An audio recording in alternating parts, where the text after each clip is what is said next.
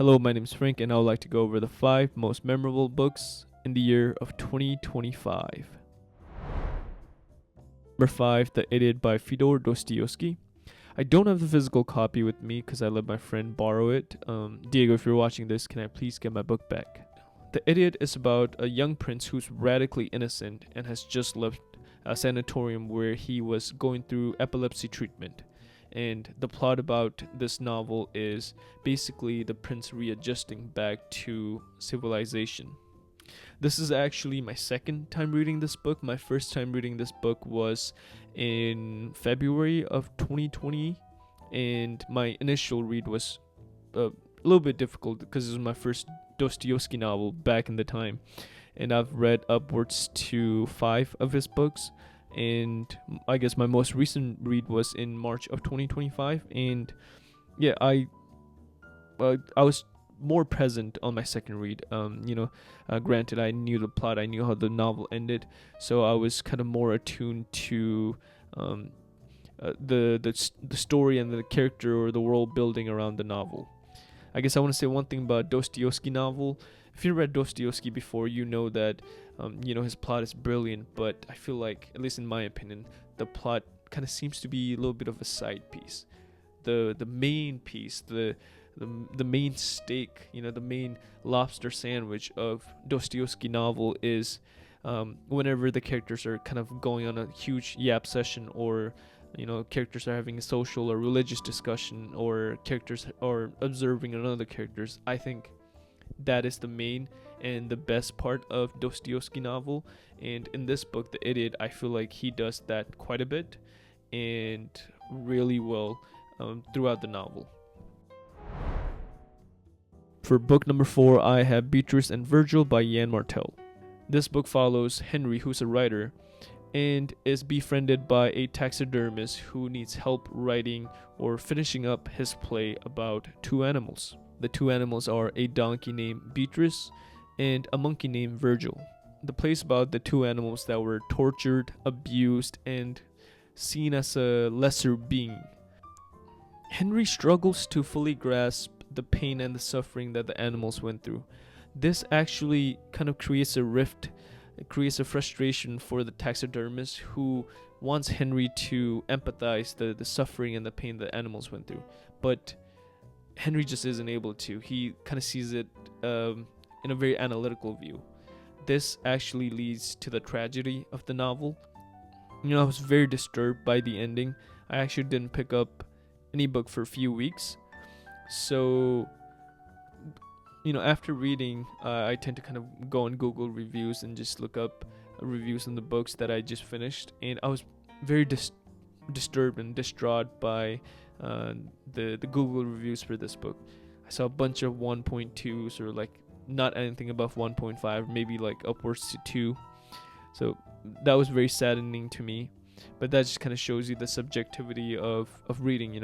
One person could pick up a book and thoroughly enjoy, and then the second person could pick up that same book and not enjoy it at all. For book number 3, I have the short story collection by Ernest Hemmingway. This is not really a book, but this is a collection of short story.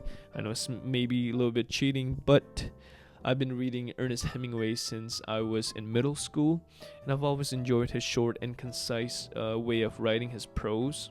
There's a lot of admiration from me to Ernest Hemingway, especially how he wrote his short stories. He's not writing stories, at least in this collection, where there's over 100 pages of telling a theme or two. He's able to put a theme or two within 6 or 7 pages, and essentially he's able to put a lot of depth and emotion within few pages, just because he's able to kind of write in a very concise way. My favorite short story from this collection is called The Hills Like White Elephant. The short story is about a conversation between a couple. It seems like they're waiting in a train station. They're waiting for their train to arrive or something, and the boyfriend and the girlfriend are having a discussion.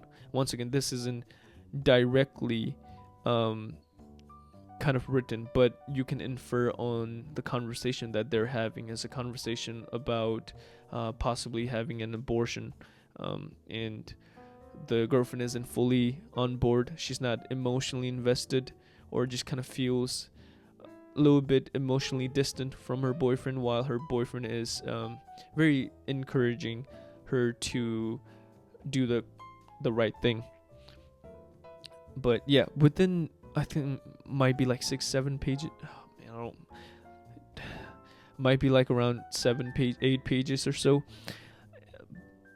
It's very written dense, very concise. I had to like kind of reread those lines over and over again, but I was able to kind of understand the simplicity of what he was portraying. And there's a lot of other short stories within this collection that I enjoyed, and I picked up this book, while reading something heavier, while I still wanted to read something. I just kind of picked it up throughout my reading slump also. So yeah, this is something I've always enjoyed, and I definitely want to get back to Hemingway in the year of 2026. For book number 2, I have As I Lay Dying by William Faulkner. As I Lay Dying is my introduction to Faulkner, and this is still my first book from Faulkner. Faulkner's something that I was always kind of around or interested in, but I just kind of never got the chance to. And I was able to get to this book after going to the Museum of American Writers in Chicago. That was awesome. But this book reads like a journal. You have, different characters and their different views on their journey to, forget where they ended up going, Jefferson. But essentially, yeah, the plot of this novel is the different family members grieving and kind of dealing with the death of the mother or the wife of this family. I feel like books with ton of different viewpoints or different character inputs tend to not have a good supporting cast or a good character cast, but I thoroughly enjoyed all the characters that were involved within this novel, within As I Lay Dying. And there's also a ton of themes interwoven or kind of displayed throughout the novel. You have characters that are having hard time comprehending the concept of death. You have character that is hiding huge secret that could 360 their whole life. You have characters going crazy. You have characters doing one thing but then doing another thing because of pride or because of monetary reasoning. And this is a great book. I know there's a movie on this book too, and I still haven't had time, but I would like to go check the movie out next. And the most memorable book in the year of 2025 for me was Never Let Me Go by Kazuo Ishiguro. This book was so good that it inspired me to create a TikTok page and create a YouTube page to make like book talk or booktube content. And this book was so good. It's only 280 pages, I think, and I finished it within a few days.